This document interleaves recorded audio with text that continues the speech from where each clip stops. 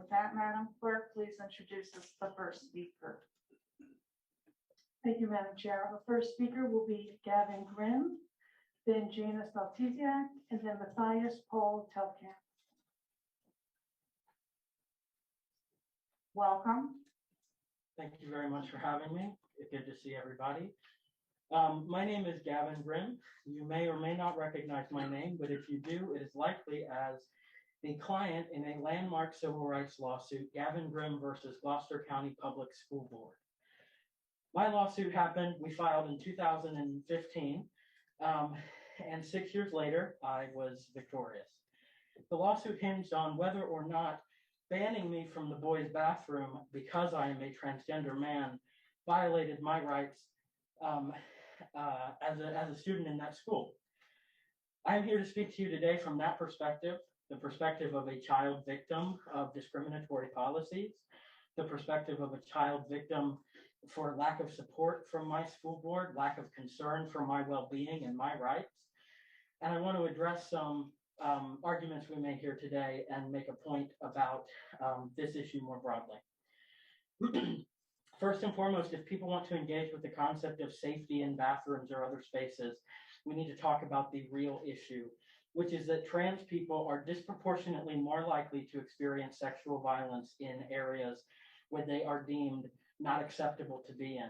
My school board wanted to force me into the girls' bathroom because they did not consider me a real boy. The issue at hand is not about predators going into the girls' room, as people love to argue. And interestingly, with that argument, assaulting people in bathrooms remains illegal, and criminals don't typically sit around waiting for loopholes. This issue is fundamentally about the autonomy of students and their right to safety, recognition, and support in their schools. It was not possible for me to access my high school education on a level equal to my peers while I was going through the trauma and discrimination of being set apart from everybody else. Not only that, but it is fundamentally illegal, not only in the Fourth Circuit, but in Virginia specifically. There are federal and state rules now on the books that says that not protecting trans students with these model policies is illegal. I went to court for 6 years to prove that it was illegal, and I walked out victorious. The consequences of that was that the school board had to pay $1.3 million to my ACLU team for court costs and such, as well as pay their lawyers whatever that cost accrued. I want to caution everybody here to set aside their impulse perhaps to make a movement or make a move or a choice which would be politically favorable if you have conservative constituents, and rather put aside personal social ramifications and consider what is best for the students in these schools.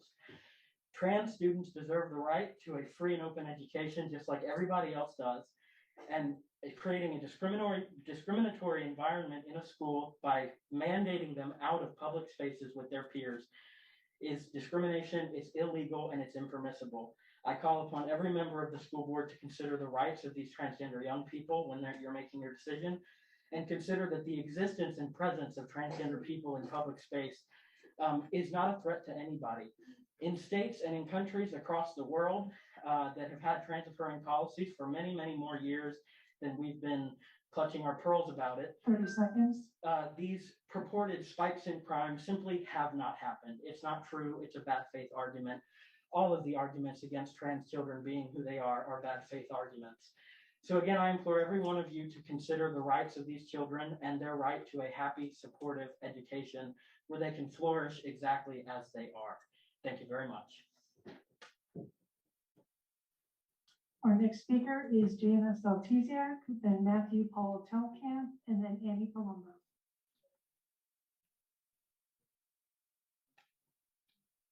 Welcome. Hi, my name is Jana, and I go to Virginia Beach schools. I've come to talk to you a couple of times, but mostly on Zoom because it still makes me really nervous to come in around all these people. So thank you for making sure that there is space here and that everybody's wearing masks. Because what I have to say today is very important to me, and I wanted to come to say it, even though last time I spoke, people laughed at me when I talked about how afraid I was of my father getting COVID and dying. So thank you for making it as safe as you can. So most of you know my mom.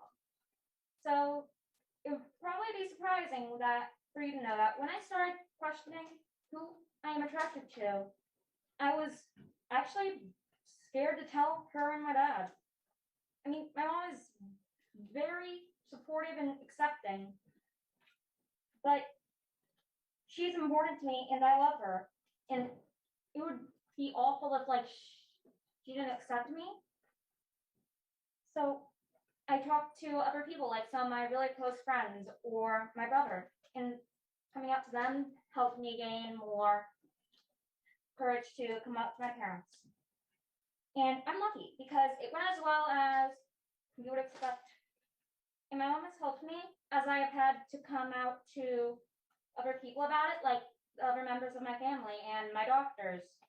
But it feels like there's so many people I need to tell. And it gets scary, but nothing's as scary as telling your parents. But other kids, they aren't as lucky as I am. There are kids whose parents would rather hurt them than accept them. There are kids whose parents would kick them out because they don't love them enough to be around them if they aren't exactly who they think they should be. And there are some kids whose parents just take some time to get used to it, but it can really hurt while parents take that time. And there are kids whose parents will just refuse to accept that it's fact and will continue to refer to them by what they really are not. Some of those kids are friends of mine. They're figuring out who I am. They are just like I am, and they deserve to not have someone at school decide if and when they are ready to talk to their family about it. They deserve to be who they are and to have some place where it is safe to just be themselves while they are figuring it out. I hope that is home, but I know that there are many LGBTQIA+ kids that are in foster care and homeless shelters, and it's a disproportionate amount. I've seen my friends scared to talk to their families. I've seen them excited when the future lets them be who they really are. Please don't force my friends and others like them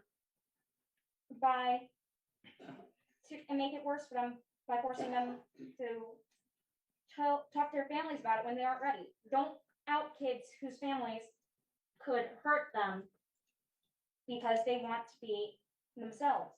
Please give them a place where they can be safe. It's like when the home isn't a safe place, you go to school almost every day.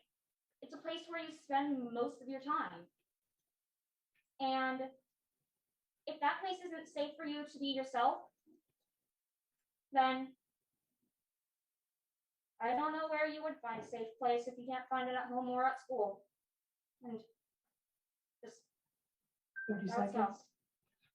So thank you. Have a great day. Our next speaker is Matthias Paul Telkamp, then Andy Palumbo, and then Amy Solaris. Welcome. Welcome. Thank you, Chairwoman Rye, Dr. Spence, and board members. My name is Matthias Paul Telkamp. And I'm sorry to see that you will be having a long evening yet again. Seems like the religious right has come out to tout their own personal ethics yet again. My only complaint with Policy 57 is that you appear to be putting all the onus on Dr. Spence and his team when you should be shouldering that responsibility. See, we know that the rules will be interpreted differently at every school. Let's be honest with each other, the dress code is currently written with the same language. The problem is that with me having 3 kids in 3 different schools, I have witnessed how that was implemented. Dress codes in this country are used to slut shame our daughters and blame women for being objectified without telling the boys not to objectify them. There are many videos online as examples of how a male can wear the exact same clothes as a girl and not suffer the same consequences. And the guidance is that the policies are guides, but not an enforcement position. Maybe you should consider that any policy that is outlined is handled the same at every single school. Otherwise, we will continue seeing disparity of equity between students. Kids should be able to wear what they want. They should be free to decide what they are comfortable with. And then in the end, you are leaving school administrators to make decisions that should be standard across the district. Every kid treated the same, regardless of their gender or dress. I understand that you'll be dealing with a lot of heat tonight from those whose lips are spewing fire and brimstone with their hatred. And we should feel sorry for these unfortunate souls that are prideful and shameful. Their knowledge and thoughts cannot properly understand what is written in the policy unless you come down to their level. Legalese is not something that the simpletons speaking as the opposition to this policy will be able to comprehend. So you may need to do more to clarify that with simpler wording, such as the golden rule, Matthew 7:12 and Luke 6:31. Do unto others as you would have them do unto you. Any unfair consideration they ask for should be something they want done to themselves. In the end, our students need to be protected. As you will most likely hear from others speaking tonight, 40% of our youth LGBTQ students have already considered suicide. And what you should be asking is how you can help these students feel safe in their schools. The students that we should be worrying about being around our daughters are the boys that buy into the male superiority and not the students that just want to feel like they belong in the schools. Nurture an environment of acceptance and make these students feel safe.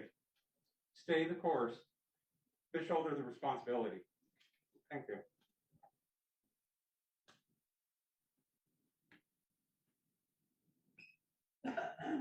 Our next speaker is Annie Palumbo, Amy Solaris, Becky Hay.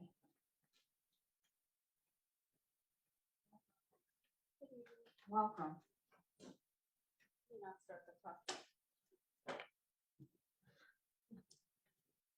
Good evening. My notes are going to be all over the place because I have them all ordered until I heard the speakers in front of me. I'm going to try to speak as much truth tonight with a smile as I can, kind of like you guys all speak with lies with a smile. This is what I noticed, and I hear you laughing over here, so I don't know if you're on my side or not, but this is what really bothered me while I was waiting in line just now. I heard one security officer whisper to the others, the crowd's okay outside. We are a bunch of Christians praying out there. We have never, ever had any trouble out there, ever. And these lies that are going around, I heard them yesterday in the policy review meeting. You guys, somebody just got escorted out the back door because they were afraid. There's policemen out there with us. There's security out there with us.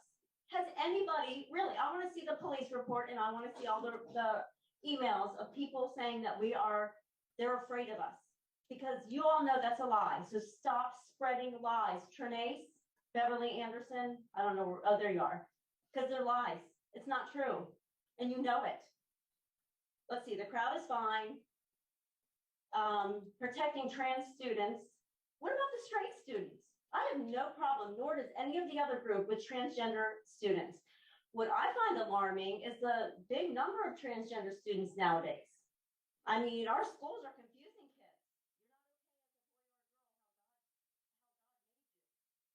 kids. All right, I don't know what this woman's all about. I don't think there's anything different with the number of transgender students that have been in schools. I think they're more willing to come out now. But this just seems like a rant to get attention, and I'm sorry that it has to be put out here. You have got to think of the straight students as well. I did a search before I came here. 0.07% of the population is trans. So we are bending the rules for such a small population and ignoring the rest of the students. I don't get it. What I have a problem with this policy is that you all are passing the buck off to Mr. Spence, Superintendent Spence. And I was writing my notes today and I thought, gee, I wonder why they're doing that. Well, there's already issues in the bathrooms from what I understand. So a boy who says he's a girl goes into the girl's bathroom, something happens to the girl, it's off of your shoulders and onto him because Dr. Spence made the policy, not you guys. I have a problem with that. I don't think it's right that the boy should go in the bathroom. I don't think it's right they should go in the locker rooms, and I think it's horrible that I got a call the other day from a teacher who was so distraught because his 7th grader said, "I want you to now call me by my pronoun," and he's like, "I can't. I'm a Christian. You're a boy." So that is not for you guys to decide. None of you. It is for the parents to decide, and for you to say don't tell your parents, that's wrong. But we're a fighting force. And we're getting lots of national attention. And you may say it's because we want to be on TV. Nope. We want to shine the light in the dark. All right, this woman We'll be on obviously national just TV wants then to be on Thursday TV. for your information. And we're gonna this- tell them about how you are blocking There's all no these way kids off. she can be It's 95 degrees taken out there, seriously. sweating out there. You're trying to, the funniest thing is I'm- it's flags. You don't want I'm to bring a beyond- flag in because they're used as weapons. I I don't even know what to say I have a about weapon this in my woman. purse right now, and you know what? You're It's worried just a about big 8-inch complaint. flag? Seriously? Stop lying. Stop lying about us being a gauntlet out there and people being afraid, because we have never been violent, ever. And that is time. Our next speaker is Amy Solaris, Becky Hay, and then. All right, let's say that I am grateful for Welcome. that Hi. 4-minute time limit there. Shameful. That's the word I've chosen for you guys on the Virginia Beach City Public School Board. You know who you are. Instead of looking at policies, which have brought out so many of us parents to stand up and speak our minds to you, you have a special meeting where you talk about how you can limit our involvement even more than you already are with the number of seats and et cetera, et cetera. I watched that special meeting, and not one of you could get your thoughts down to less than 4 minutes. Yet you continue to press that number to us and even threaten to allow less minutes to us. The policies are our problem. We're speaking out because of the policies. Maybe you need to go back and look at the policies instead of limit parental involvement even more. Seems very simple to me. You've taken away parental rights when it comes to masking or not our own children. You've taken away parental rights when it comes to this new transgender policy. You've also successfully taken away the privacy rights of my children. You've taken away parental rights when it comes to allowing us parents to be involved in our children's education, as the Code of Virginia specifically states. Shameful. I know you don't care about what your constituency wants. It's clear from day one, you couldn't care any less about that, as long as you're willing to continue. All right, this is just a. I will continue to speak. This is to make more sure just other parents complaining. know what's going on, There's no and that they need specific to things open that their she's eyes. even talking I'm about. still fairly new to this, but from the start, I will tell you, as a parent coming to a board, don't- you've been incredibly unwelcoming, which is amazing to me considering all of you were elected. It's been eye-opening for me and many others. Yeah, they've been which is why elected, so we're if they're not standing up. accommodating, why do you It's keep the electing them? policies. I mean, Don't limit us more. We're coming out because we don't agree with the policies. You're going down the wrong path. yes. We don't want racism taught in our public classrooms. We don't want decisions regarding There's our nobody own teaching children's racism. self-interest taken from us. We want our parental responsibilities and rights given back to us. And we will continue Nobody's to stand taking up and parental fight for rights our and children. responsibilities. Thank you. Wow. Our next That's yet speaker another is one. Becky Hay, Thomas Conant, Jessica Miley. Welcome. Good evening. I'm here to discuss Policy 57 regarding non-discrimination and non-harassment of students. I have 4 main comments and concerns regarding the proposed edits to the current policy as it pertains to the VDOE's transgender model policy. First, Dr. Spence should not be determining policy. He should be executing it. It is your role as the board to determine policy, handing off your responsibility to an employee of the district, someone who is not elected and not directly accountable to the citizens of our city, is inappropriate and just plain lazy. The board should be reviewing and editing policy as needed with the input of the administration as well as all community stakeholders. Secondly, parental rights and notification trump everything. It is not the role of the school to determine what it will and will not tell parents regarding their students. It's a total usurping of parental authority for the school board to not include the parents That in is all not situations and usurping related to your parental children, authority. There are unless children who are specific order scared to says tell their otherwise. parents. There are Whereas parents in my who previous point, you will seek to shirk responsibility, on disown this point, you're or completely could overstepping harm your their bounds. children. And Thirdly, based on what I've been these- able to ascertain, there's approximately these people 100 need transgender students in somebody to Pediatrics go out of to. 64,000 students. Gender dysphoria is real, and we should seek to So, provide resources I'm gonna pull to the, assist students struggling with that situation. However, making more than 99% policy of up students conform onto to this accommodate screen. less than 1% is ridiculous, especially when to do so will make scores of students uncomfortable.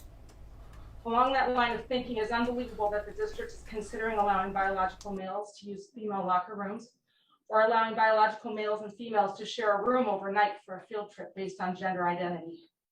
It's also wholly irresponsible. My last concern tonight is for teachers who will not be able to abide the requirement to use the chosen pronouns of transgender students. You are putting those teachers in a position of either losing their jobs or violating their conscience. I am sure you are aware of the lawsuit against Loudoun County Public Schools by elementary gym teacher Tanner Cross. Who's going to be the Tanner Cross in Virginia Beach and sue our district when you discipline them based on their religious objections? I hope there are several of them, because this type of policy mandate, which disregards matters of conscience, deserves to be litigated. One final note. It's disturbing to me the recommendations being brought to the board tonight by the Policy Review Committee, many of which seek to deter and even disallow comments and concerns like mine tonight. I and many others have spoken to the board many times over the past 18 months, and frankly, I'm tired of it. However, it's my job as a constituent to communicate with my elected officials, and persistently and repeatedly when my concerns are not acknowledged or addressed. Students and families in Virginia Beach need all of you to do your jobs regarding policy, even if it's uncomfortable or unpopular. The voters will hold you accountable as our elected officials based on your work. Your job also involves listening to your constituents, not finding ways to limit interaction or engagement or communication. Many of you are unwittingly fueling the fires of your own recall. You may feel comfortable inside your echo chambers, but outside, a storm's brewing. Citizens and parents united will not allow you to continue to abuse your privileged positions, and we will not be silenced.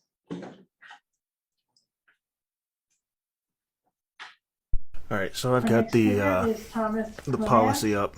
Jessica and Lively, Mary Weisman. The red are the changes. Welcome. So these Thank you. people I are oppose just policy 5.7. On September 1st, a board member called me and Wow. questioned my integrity and my calling in the I don't pastoral know. ministry, saying, I wondered, where would you pastor? Well, those in the church I led believe that this book is the word of God and the standard of truth. That church strives to love God, love people, and make Jesus known. My opposition to this policy comes from my love for God and his word and from my love for people. The Bible states, and Jesus affirmed, that God created man in his own image, male and female. As Christians, we believe God created us in his own image and likeness, two distinct and valuable sexes, that both men and women, separately and together, reflect the image and likeness of God. The Bible also teaches that sin entered the world and affects every area of life. all right. causing I have disconnection a and huge separation issue from with God this right and others. now because The first this commandment is says, public "I am the school. Lord your God. You Right, shall this have is no other not gods a before me." private Setting out a woman in a man's body is one parochial example of school, sin's effect in the world, since it- religious since it is not only academy, tells God that his school of any creation is sort. wrong, These are but it public makes me God, schools. saying that I know better Right. than he does. And you can say that These- that's hateful, which is also how that board these member people- described all those who oppose the policy. I such don't as know. this. They're But I suggest it is actually more loving to tell someone the I can't truth believe rather than they're lying to speaking them, like which the Bible this. They're also talking says about the is Bible. sin. I was Now, raised science Catholic, recognizes gender dysphoria as a genuine psychological condition. It but also finds that the the- majority of they're- childhood cases resolve naturally over I'm- time. As a Christian, I I'm growing condemn any frustrated with discrimination the or stuff that hurtful they're act toward doing, anyone who is and confused I about don't their know what sex. else can be done. I would not lie to them and tell them how they feel defines their identity, which again puts them in the place of God. The biblical view is that God defines us and we find our identity in him. Jesus said some very harsh things about those who would cause a little one to sin. How can we justify telling 5 and 10 and 15-year-olds that it's okay to disagree with God? Truth is defined by what is really real, and one's sex is clearly revealed at birth, and regardless of hormones or surgeries, one's chromosomes remain what they were born with. Lest you say, well, Jesus didn't condemn sinners. How can you? My answer is we don't condemn sinners. Yes, Jesus loved them, But Jesus also said, go and sin no more. We can be compassionate and loving to those who are confused without affirming behavior that leads to sin and more confusion. And while Jesus was compassionate with sinners, he often harshly criticized the religious and political leaders of his day, the Pharisees and scribes. What would that say to decisions today's elected leaders make? Is it right to require teachers to lie to parents about children's sexual feelings, which undermines the command to honor father and mother? Or to command school staff to sin by lying to students and parents? It's possible to love God and people and still passionately oppose policies like this, because what's really real is found in God's word, and I will not be silenced from standing for his word. Jesus said we're to be salt and light in our communities, and sometimes salt stings. There's a distinct difference between passion for what's right and hatred or anger. We're passionate because we believe God's truth, and we believe we are not being heard. The first century political leaders told Peter and John to stop preaching Jesus, kind of like this board is trying to stop opposing views. Their reply was, we ought to obey God rather than men. Listen, Jesus died on the cross to pay for sins like the ones these policies promote, and he will forgive anyone who turns from any sin against God and trusts him as Savior. His truth is what really sets us free. How is somebody being transgender a sin? Without lying to them about what is empirically real and true. These people frustrate me to no end. Against this abhorrent policy. Thank you very much. Wow. Our next speaker is Jessica Miley, Mary This is- Weismeyer, Angela wow. Jenkins. Welcome. Thank you very much, and thank you all for getting our kiddos back in school. I have 2 children at Old Donation School who have come home happy but exhausted for the last 6 days. So thank you for getting them back in school. We are very appreciative of that. I'm not only a mom, but I also work at a pediatric hospital. So pediatric healthcare and mental health is very important to me in my personal life and in my career. The last board meeting I was here and I was shocked by the hatred and homophobic rhetoric. And so extraordinary claims require extraordinary evidence. And there is really only evidence to support that trans kids are the ones in danger. There's not much factual evidence to support the opposite. Somebody so with some sense. With some sources, Wow. Some facts, and I'm going to cite all of my sources because there are some facts I've been hearing throwing around that I'm not clear as to where they got those facts. I like this. I need to find out this person's Harvard name School again. of Public Health in May of 2019 came out with a study that said trans and non-binary teens face greater risk of sexual assault in schools that prevent them from using bathrooms or locker rooms consistent with their gender identity. Researchers combed through data of 3,700 US teens and found that 36% of trans and non-binary students with those restrictions reported being sexually assaulted in the last 12 months. I'm now going to move on to an additional source from the American Academy of Pediatrics. I'm assuming you're all very familiar with this source, as it sets the standards of care in the United States. It has over 70,000 pediatricians committed to optimal physical, mental, and social health and well-being. It's important to note that the American Academy of Pediatrics is also independent and nonpartisan forum. Recently, in the last year, the AAP revealed alarming levels of attempted suicide. Their findings emphasize urgency of building welcoming and safe communities for the LGBT community. You all have the power to do that. You have the power to create safe environments for these kids. I'm now going to provide you with some resources from Drs. Johns and Meyer, who presented a finding in 2020 that stated that LGBTQ youth face significant disparities in suicide risk compared to their straight peers. This was based largely on ways they are treated in their broad environment, that's school. 40% of the LGBT community contemplate suicide. 84% of the LGBTQ community feel unsafe. And this is not a small population that we're talking about. Over 15% of students in the schools of the United States identify as gay. I'm going to provide you a statistic straight here from Hampton Roads that shows that 70% of the homeless youth identify as LGBTQ. So there's a direct correlation there. I'm asking you to please vote in favor to protect our trans students.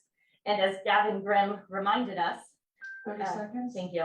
As Gavin Grimm reminded us, there is, and I'm going to quote the ACLU legal director, Eden Heilman, said, there's a cost to the safety and well-being of kids, and there's a cost to taxpayers when school boards break the law.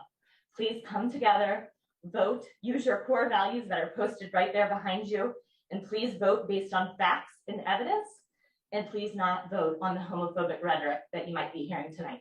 Thank you very much. Our next speaker is Mary Reismeyer, then Angela Jenkins, then Andy Bond. Welcome. Good evening. There are so many important issues being discussed at this meeting tonight. 4 minutes isn't long enough, nor will 4 hours be, to express all the concerns I have with 140 plus pages in the agenda. First, I'm going to hit the weight tops, and maybe we say weight tops when we're going to hit the things we think most important. The non-discrimination policy. I am not homophobic. I love all people who are born in the image of God.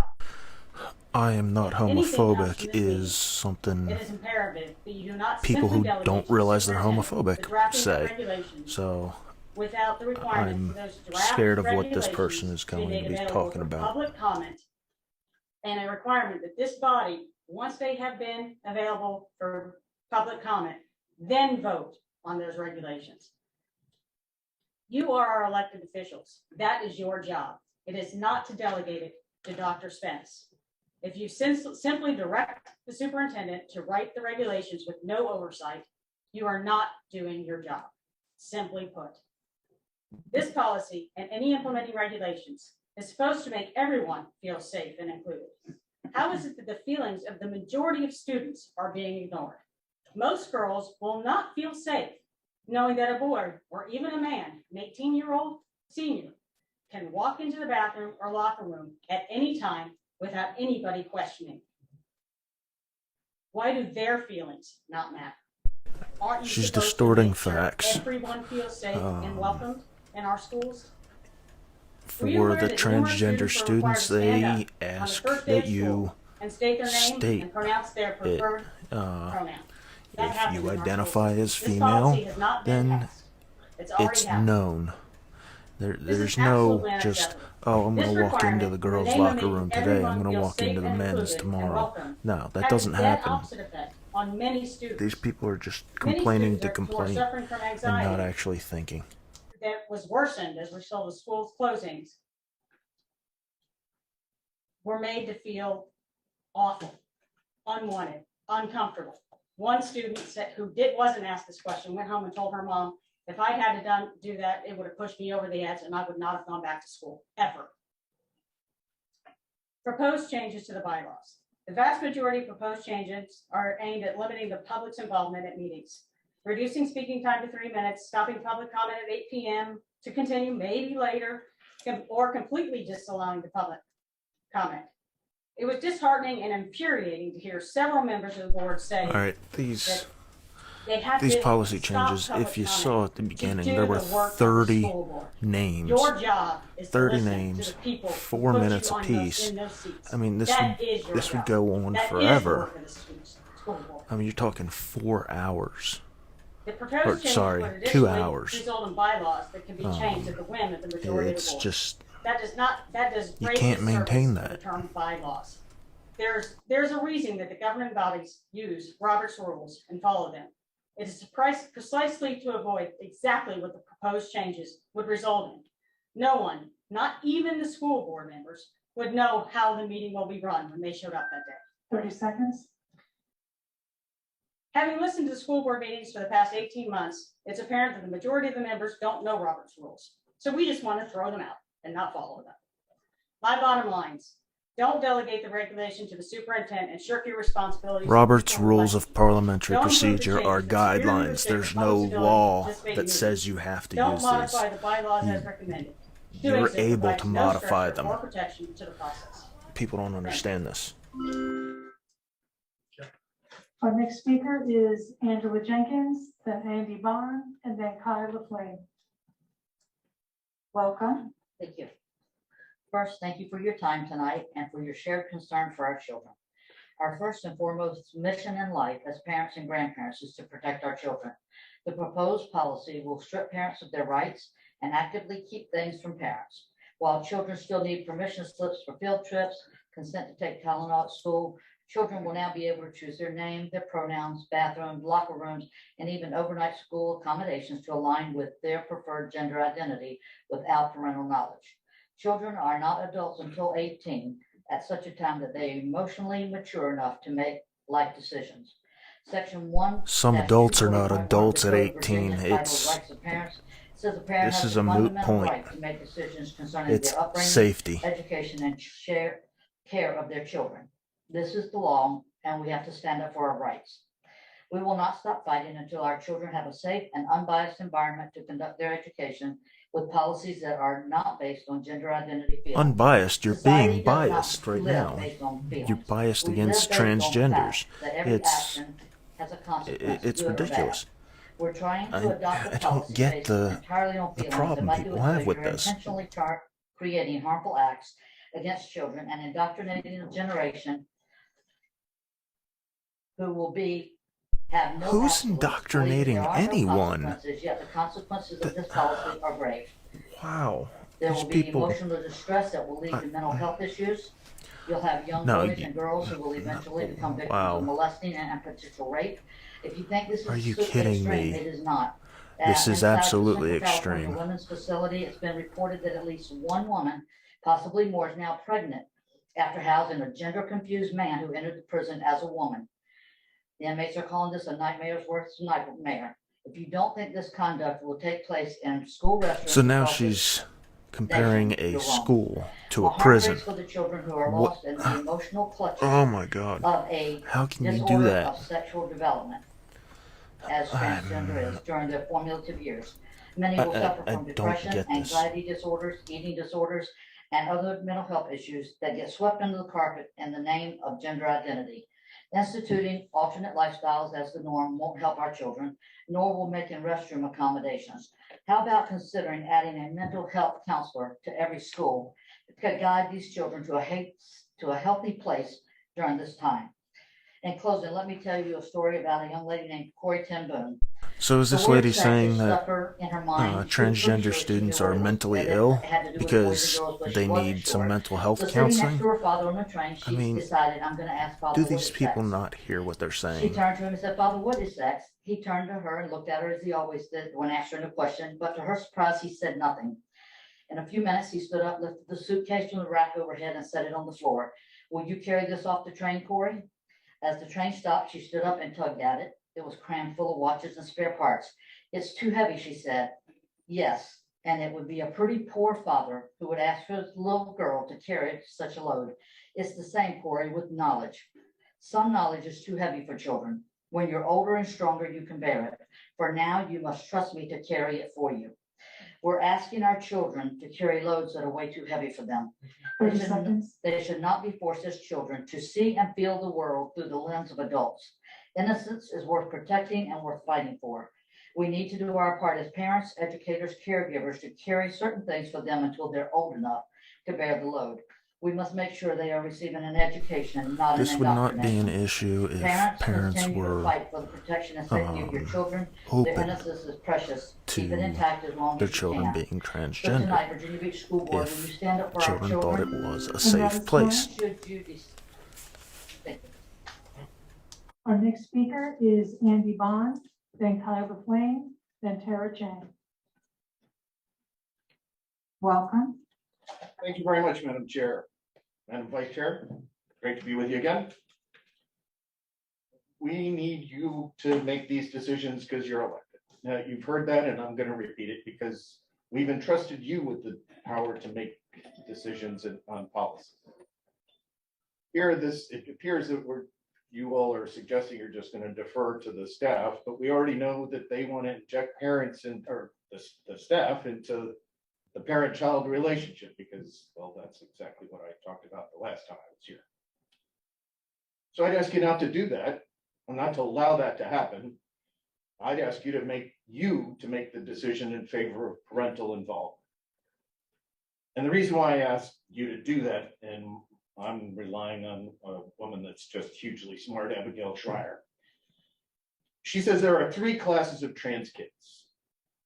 The first, 1 in 10,000. So in all our population over our 80-something schools, there are 6 to 7.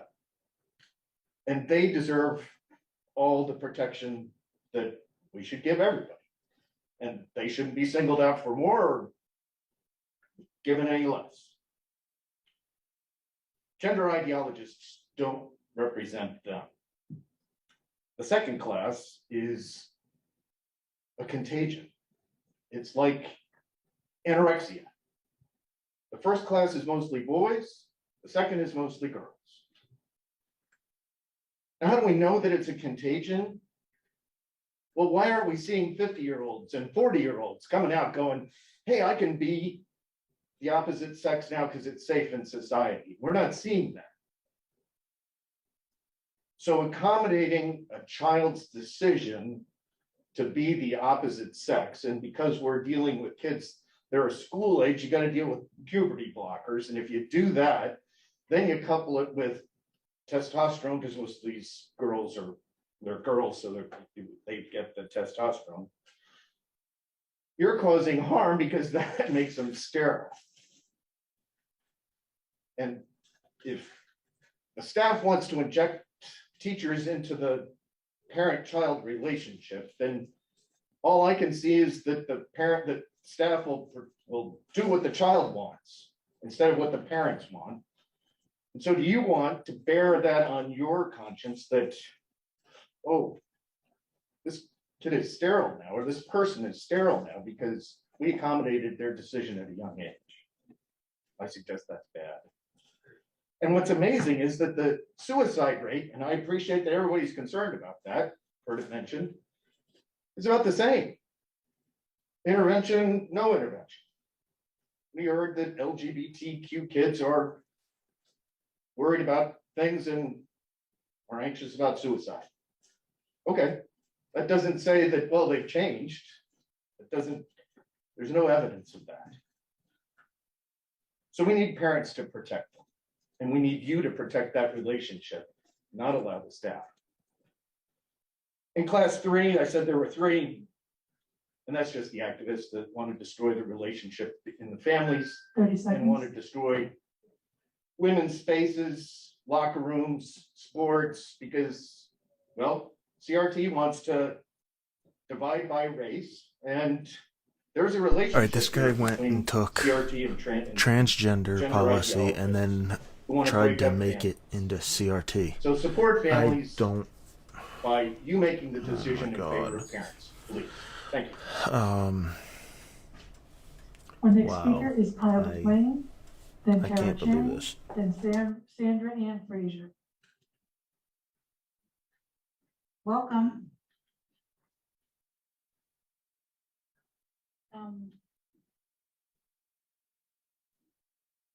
Sorry. Hello, my name is Kyle Flom.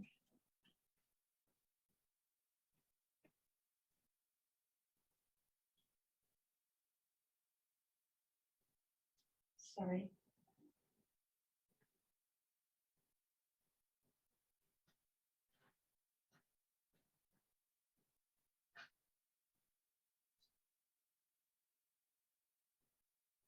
Take your time. And we do need you to speak up just a little bit more, okay? I know you're Okay. trying, okay? I'm mostly going to be talking about why it's important not to out students to their parents without their consent, because a lot of students go home and their parents could be emotionally or psychologically negative towards them, regardless of if they are transgender. And me, myself, I am lucky enough to have very supportive family, but I have friends who will go home afraid of their parents. And parents are supposed to be unconditionally loving. They're supposed to be there for them no matter what. And without the fear of going home and being afraid, being accepted in school is also very important, because Absolutely. as a transgender student, there's dysphoria, there's mental health issues.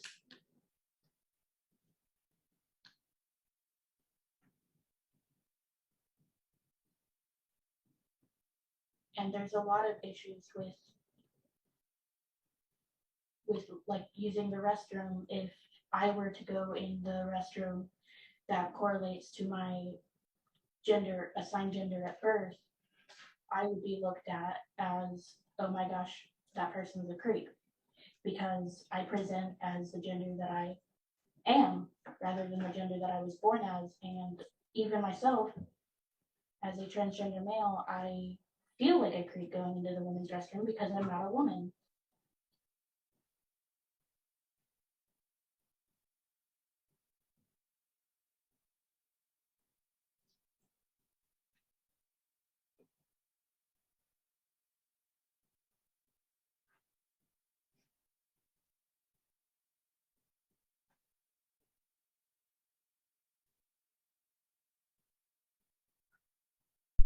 I applaud this person. It's hard to speak about this type of stuff. You have another 90 minutes, so think about what else you want to say. Sorry, I'm very nervous right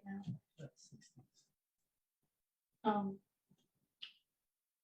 I think that not only being supported in school and asking students if it's okay to talk to their parents about their preferred name and pronouns, because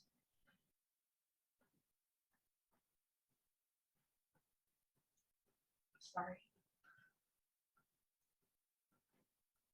30 seconds.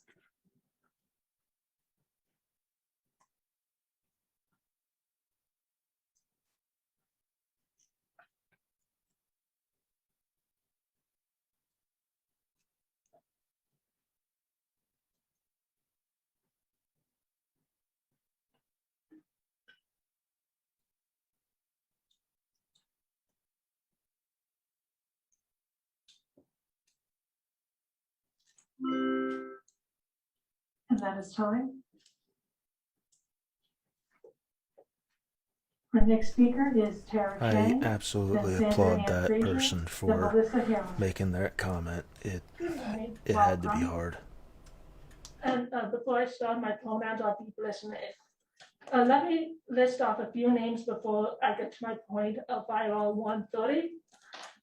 Marine Corps Staff Sergeant Darren T. Hoover, Marine Corps Sergeant Joanna Rosario Picardo, Marine Corps Sergeant Nicole Gee, Marine Corps Corporal Hunter Lopez, Marine Corps Corporal Deegan W. Page, Marine Corps Corporal Humberto A. Sanchez, Marine Corps Lance Corporal David L. Espinoza, Marine Corps Lance Corporal Jared M. Smith, Marine Corps Lance Corporal Riley J. McCallum, who, let me just tell you, he just had a baby girl.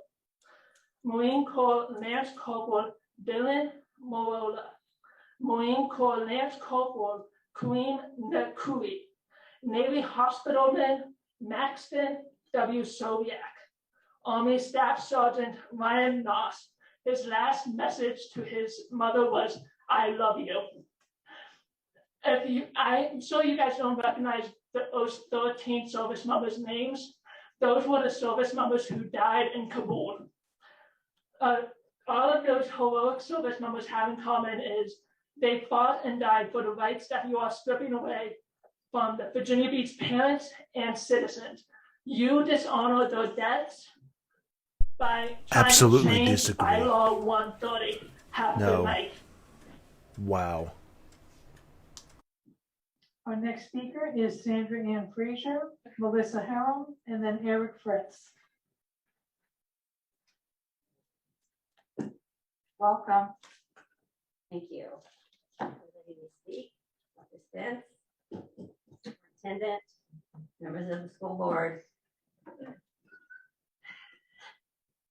Okay. I'm here to remind you of who you all work for. You don't work for Planned Parenthood. You don't work for the LGBTQ, whatever, XYZ. You work for the citizens. This woman of Virginia is Beach. obviously You work for the homophobic, parents of the and kids it who just, attend our schools and expect an education, not an indoctrination. wow. We are falling behind. We need to be teaching math, science. This English. woman does not know a Real thing that American she is history. talking about. Yeah, That's real your American responsibility. history is not just white And history. trying to change the bylaws. Oh, All right, there's let me nothing get back on that track. prevents changing bylaws and Robert's rules. Okay, All right, we just had, as you. They're heard the not names actually spoken laws, for, right? 13 members of our military who died Robert's in rules Afghanistan actually after give they were the ability to abandoned by the man in amend the White House. bylaws, which is exactly what this is doing. Okay. And unfortunately, people If don't care. you are offended by their names, if you are offended by that American flag, you're telling people we can't bring an American flag in here because it's a weapon, I suggest you move to Afghanistan, okay? Just go. The You don't flagpole have the right is to the prevent weapon. Anybody from speaking at the school board meetings because you work for us. We don't work for you. You work for us. Why are you decreasing the amount of time that people get to speak from 4 minutes to 3? You gotta go home and watch your favorite TV show? What is it? No, it's because No, there's so many everybody gets to people. speak, right? No rally? They speak for You know 4 what? minutes. That is our land. That is our parking spot. Doesn't belong to you except as Wow. a part of the taxpayers of Virginia Beach. We pay taxes. There has never been any Wow. destruction of property out there. Because So there it is have not up been to you to laws. Tell us that we can't stand out there and communicate and hold a rally and raise the flag and say the pledge and say a prayer. That's not your right. Nothing is being said to that effect. It's Again, the First Amendment is voting on an peacefully agenda without taking assemble. public comments is an abomination, I and you can't do it. I'm telling you, you Wow. cannot do it. It's not allowed. Don't try to I'm change getting the a headache bylaws from so this. that you get to do things that you want to do your way without having the American Virginia Beach people present and able. Because I'm going to start talking to all of my neighbors with and without kids so that they know exactly what's going on in here. And I will keep spreading the message. And you know what? I am 71 years old. I worked 35 years for the Department of Defense. I just had a son retire from the Army after almost 23 years. I'm a military kid. My dad was in the Navy. He would be, he is probably rolling over in his grave right now, actually. He would be unbelievably, like, he can't believe this is happening. 30 seconds. And you know what, I'm done, because I'm just telling you, watch how you vote. If you pass this transgender crap onto him or anything else onto and make him make the decisions, you're all gonna be voted out. I'm telling you, I'm gonna vote and work against every single one of you that Wow. votes to change this country. calling it transgender crap. I mean, can Our you next get speaker any is more Melissa homophobic? Harrell, then Derek Homophobic Fritz, then Or Joshua Master. wow. Welcome. Good evening. My name is Melissa Hurram. I'm the mother of 7 children, and most of my professional life has also been centered on children, education, special needs advocacy, and parenting. And I firmly believe that we have a responsibility to the children placed in our care. We already have policies in place to protect children from bullying, harassment, and we should. It is reasonable that no parent would want their child to be bullied or harassed for any reason. It would also be wrong to put policies into place that would lead to harmful practices and loss of privacy and security that I believe these policies would add.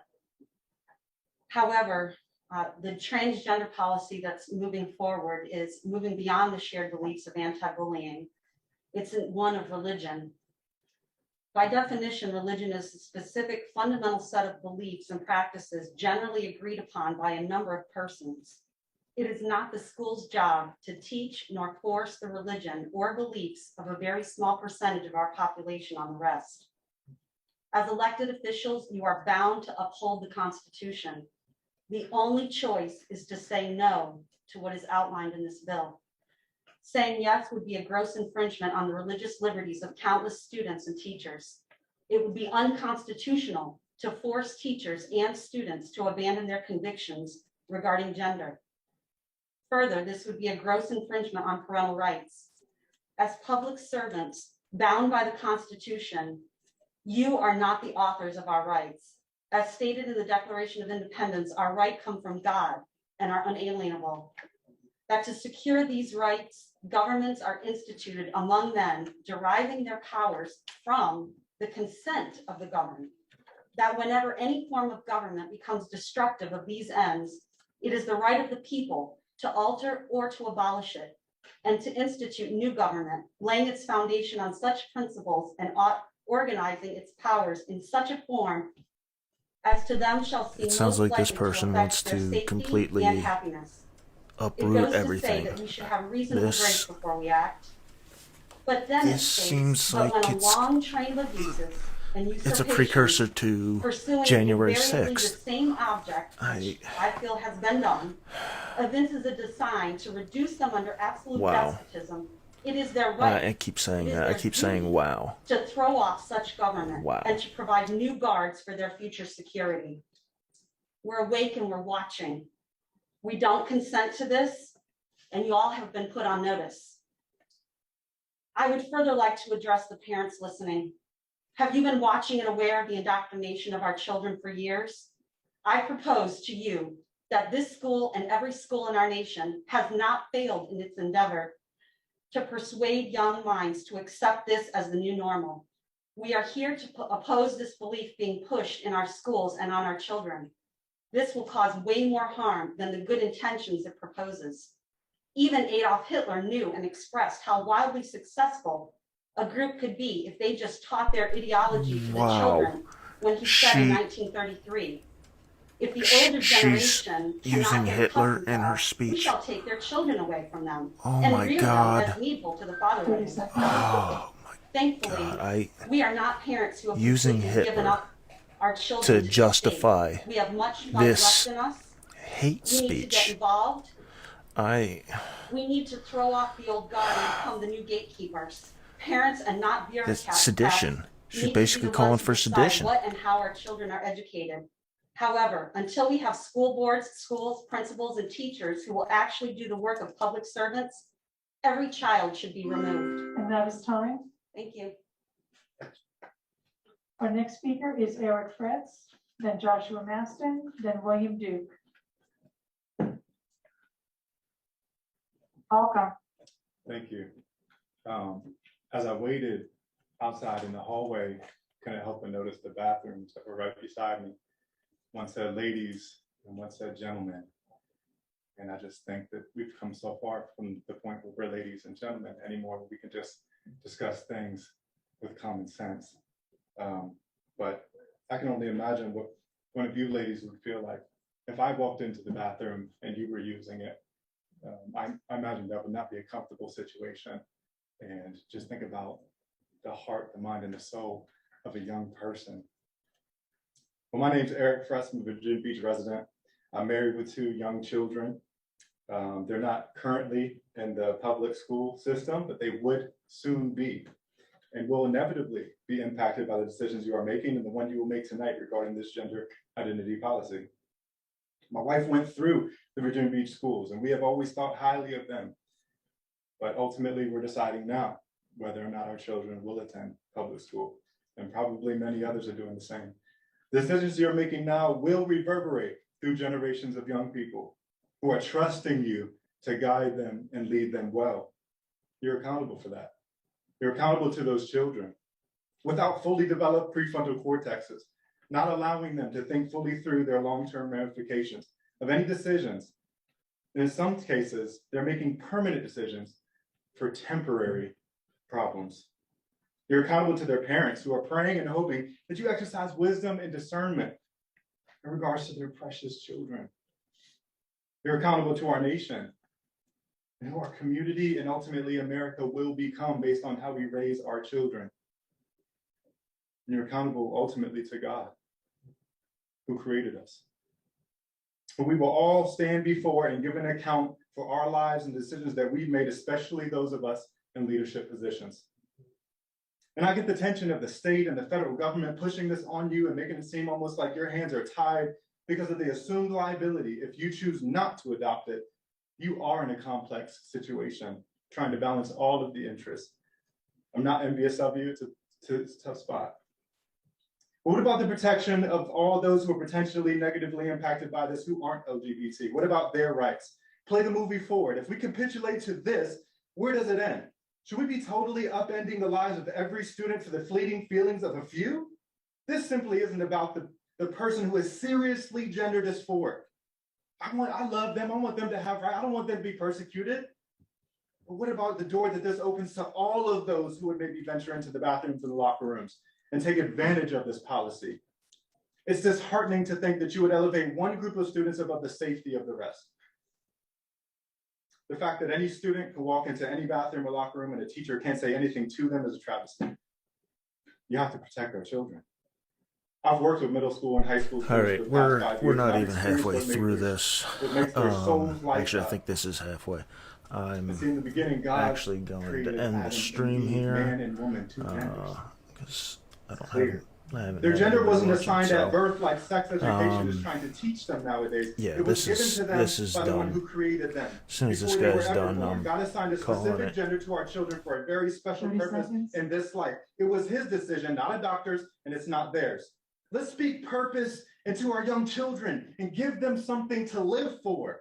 Maybe then we would see the suicide rate go down. Something bigger than themselves, something that never changes. God's truth about their real identities, that they were made by him and in his image. They don't need to change that. God created them exactly how he wanted them for reasons beyond their comprehension. This is what our children need to hear and know, the truth, the real science. Our next speaker is Joshua Maston, then William Duke, then Tim Kester.